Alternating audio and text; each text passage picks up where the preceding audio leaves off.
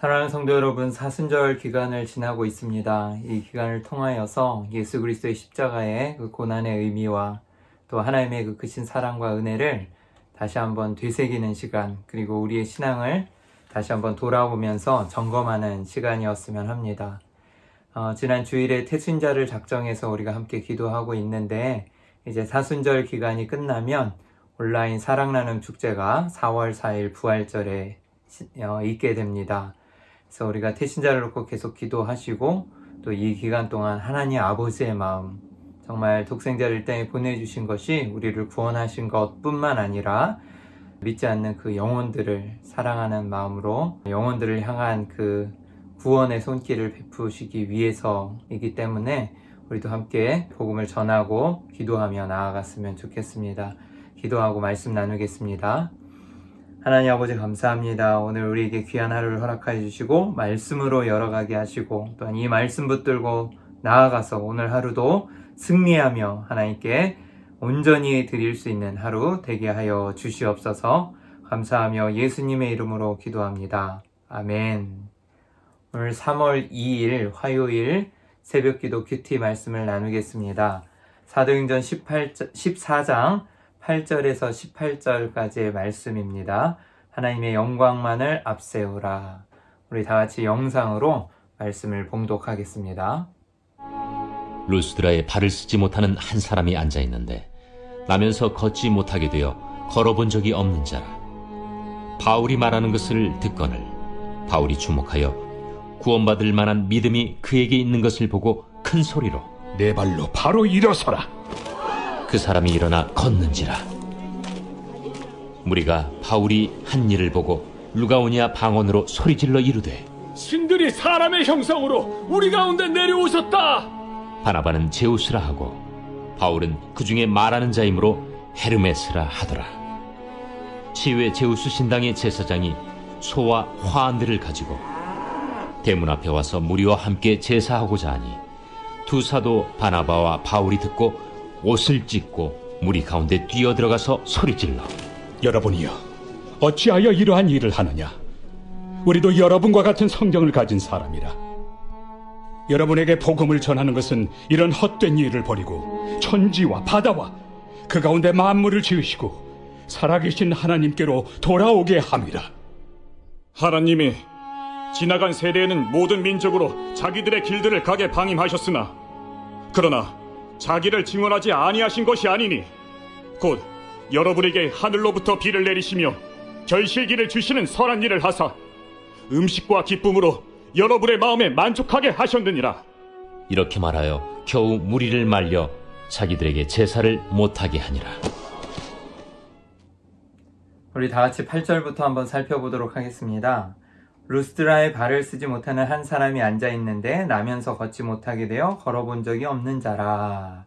나면서부터 걷지 못하는 사람이라고 이 사도행전의 저자인 누가는 정확하게 기록을 하고 있습니다. 누가는 아시다시피 의사가 직업이었고 또 그 아픈 사람이나 병자에 대해서 정확하게 진단을 하고 아마 알 수가 있었던 것 같은데, 의사 누가는 전혀 걸을 수 없었다라는 상태를 구체적으로 이야기함으로써 이 지금 안진뱅이가 걸을 수 없었던 이 사람이 고침을 받는 것이 자연적으로 일어날 수 없었던 정말 하나님의 전적인 은혜이며 또한 표적이었다라고, 이적이었다라고 이야기하고 있는 것입니다. 그리고 9절에 바울이 말하는 것을 듣거늘 이라 해서 하나님의 복음의 말씀, 바울이 전하는 그 말씀을 이 사람이 먼저 들었다라는 것이에요. 그리고 바울이 주목하여서 그 사람이 그 듣는 것을 보고 이제 주목해서 쳐다본 거죠. 그리고 구원받을 만한 믿음이 그에게 있는 것을 보고 라고 9절에 기록하고 있는데요. 이 구원받을 만한 믿음이라고 이야기하면 여러 가지로 설명할 수 있겠지만 단순하게 이제 성경학자들이 대다수가 단순하게 이야기하는 것이 이 치료받을 만한 이 믿음이 있었다라고 생각하고, 또 하나님의 은혜로 이 구원을 베풀고 또 이 사람이 그 구원을 받을 만한 믿음이 있었다라는 것을 이야기합니다. 그래서 이제 고침을 받을 만한 믿음이 있었는데 중요한 것은 이 사람의 믿음이 어떻게 생기게 되었느냐라는 것이에요. 근데 9절에 정확하게 기록하고 있는 것은 바울이 말하는 것을 들었다라는 것이에요. 그래서 하나님 말씀을 듣고 믿음은 들음에서 난다라고 이야기하고 있는 것입니다. 그래서 이제 듣고 그 하나님 말씀을 믿고 그 가운데 이제 믿음이 생겨서 하나님께서 이제 이 사람을 나면서부터 걷지 못하게 되어서 걸어본 적이 없는 이 사람을 이제 고쳐주시는 것이죠. 여러분, 하나님의 표적과 이적이 일어날 때, 그리고 또 부흥과 여러 가지 또 회심의 역사가 일어나는 것을 역사적으로 보았을 때 가장 중요한 것은 무엇이었냐? 하나님의 말씀이 있었습니다. 우리 한국 기독교 역사에서 평양 대부흥운동이라는 것이 굉장히 중요한 그런 한 부흥운동인데, 그때 회심의 역사가 일어났어요. 우리 사람들이 정말 회개하면서 하나님 앞에 자신이 죄인임을 고백하면서 그렇게 막 성령의 뜨거운 역사하심이 일어났는데, 그게 그 회심의 역사하심이 일어날 때 먼저 무엇이 있었냐? 사경회가 있었습니다.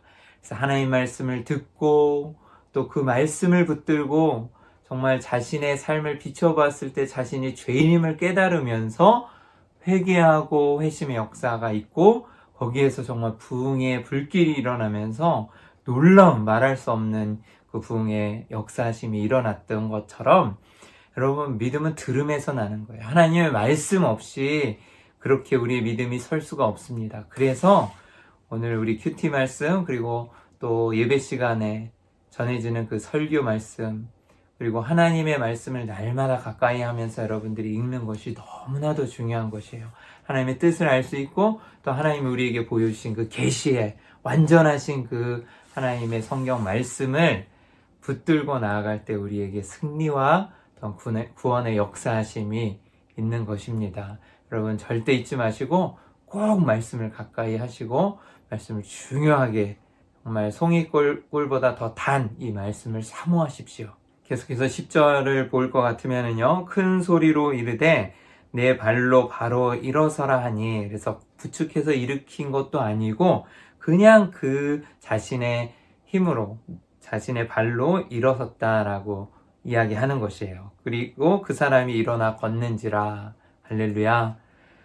무리가 바울이 한 일을 보고 루가오니아 방언으로 소리질러 이르되, 이 당시에는요, 공용어가 헬라어였습니다. 그래서 바울도 분명히 아마 추측컨대 헬라어로 이 사람들에게 복음의 말씀을 전했을 것이라고 생각이 됩니다. 그런데 바울의 그 복음을 듣고 또 그 나면서부터 걷지 못하게 된 사람이 걷는 것을 보고 난 뒤에 이 사람들이 너무나 놀란 거예요. 당황하면서 이 자신들의 방언인, 언어인 루가오니아 방언으로 소리를 질러서 이야기한다는 겁니다. 우리도 갑자기 놀라면은 막 이제 이민은 우리도 영어를 쓰면서 대화를 하고 뭐 영어를 듣는다 하겠지만, 갑자기 어머 어떻게 막 이러면서 한국말을 할 때가 있을 거 아니에요? 그와 같이 이 사람들도 자신의 방언, 루가오니아 방언으로 소리를 질러서 너무 놀란 겁니다. 그러면서 이르되 신들이 사람의 형상으로 우리 가운데 내려오셨다 하여, 라고 이 이적을 보고 나서 그 바울과 바나바를 신이라고, 신들이 이 땅에 내려왔다라고 이야기하고 있습니다. 이 이야기를 더 하기 전에 누가는 이 사건을 기록한 또 다른 이유가 하나 있었을 것 같아요. 이 성전 미문에 앉아있던 안진뱅이를 일으킨 사건이 이전에 나왔죠. 누가 그랬습니까? 베드로가 이 일을 행하였죠. 그래서 이 베드로가 행했던 이 사건과 동일하게 바울도 이러한 일들을 행했다라는 것을 또 기록하고 있으면서, 바울의 사도권을 의심하는 그 당시 사람들에게 또 바울도 정말 베드로 못지않게, 베드로와 동일하게 이러한 일들을 행하는 사도였다라는 것을 또 말하고 싶은 것도 있을 것입니다. 그러면서 이제 12절에 바나바는 제우스라 하고 바울은 그 중에 말하는 자이므로 헤르메스라 하더라 라고 해서, 이제 제우스와 헤르메스라는 신으로 이들을 여기게 됩니다. 이렇게 그들을 제우스와 헤르메스라고 부르는 데에는 역사적인 배경이 있어요. 이 루스트라 지역에 예전에 이 제우스와 헤르메스가 내려와서 이제 그들 가운데 왔는데 그들이 배척하고 그들을 잘 모시지 않고 섬기지 않아서 그들이 이제 멸망을 당했다라는 이 신화가 있습니다. 그래서 그것을 떠올리면서 이제 이들이 바나바는 제우스 그리고 바울은 헤르메스라고 생각하면서 부르게 된 것이죠. 그런데 13절에 이제 그렇게 되니까 이 놀라운 일을 행한 이 두 사람들에게 이제 신들로 생각해서 섬기고 제사하려고 이제 그 시내 밖에 있었던 시외라 그러죠. 제우스 신당의 제사장들이 소와 화환들을 다 가지고 와서 이제 대문 앞에 와서 무리와 함께 제사하고자 하니라고 13절에 나오는데요. 제사를 하고자 합니다. 그러자 14절에 두 사도 바나바와 바울이 듣고 옷을 찢고 무리 가운데 뛰어들어 가서 소리질러. 야, 정말로 참담한 심정을 느끼면서 옷을 찢으며 그렇게 뛰어들어가 소리를 지르며 말을 하는 것입니다. 15절에 이르되 여러분이여 어찌하여 이러한 일을 하느냐 우리도 여러분과 같은 성정을 가진 사람이라. 그래서 여러분과 같은 본성이 사람인 그냥 평범한 사람이다 이렇게 얘기하는 것이죠.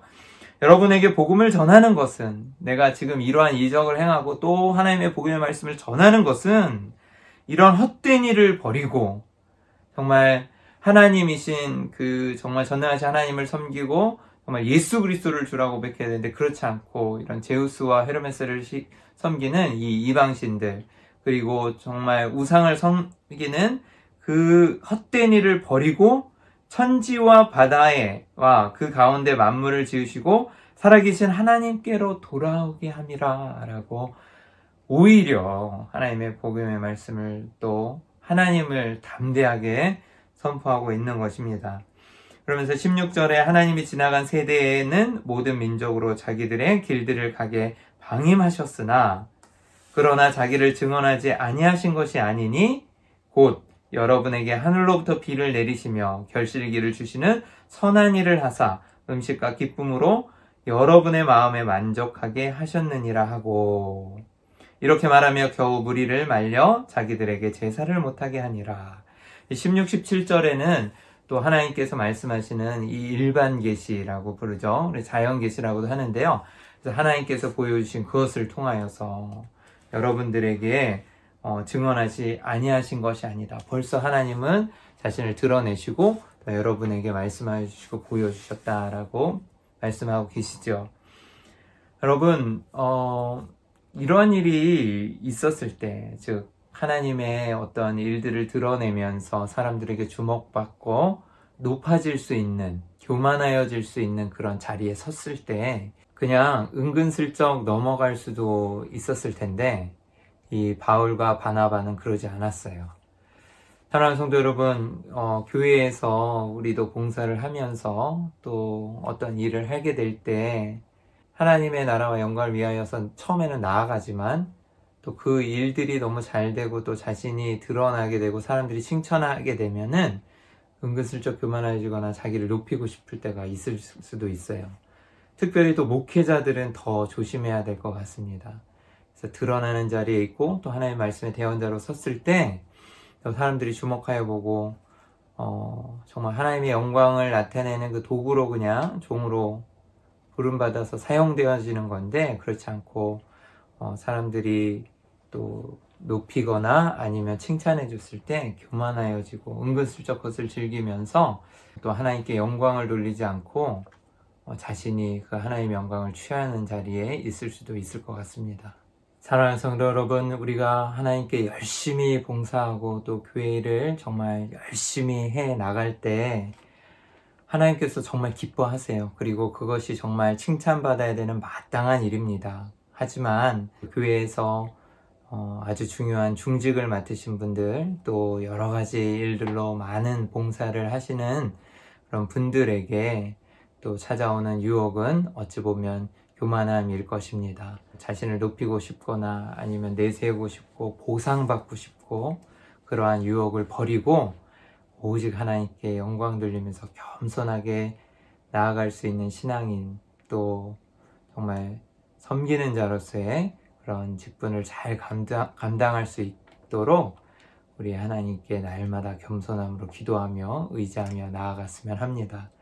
그래서 바울처럼 오늘 철저하게 자신을 감추고 하나님께서 주신 능력으로 겸손하게 우리가 나아갈 수 있도록 오늘 기도하시고, 또 우리 교회, 소중한 교회 성도님들이 자신을 드러내기보다는 오직 살아계신 하나님께 영광을 돌리면서 크신 하나님만 높여드리는 이러한 소중한 교회 공동체, 그리고 또한 우리 성도님들이 되시기를, 그래서 나보다 남을 낮게 여기고 또 어떤 일을 할 때 서로 칭찬하면서 격려하되 본인은 또 교만하지 않게 겸손함으로 그렇게 하나님 바라보면서 나아가시기를 주님의 이름으로 축원합니다.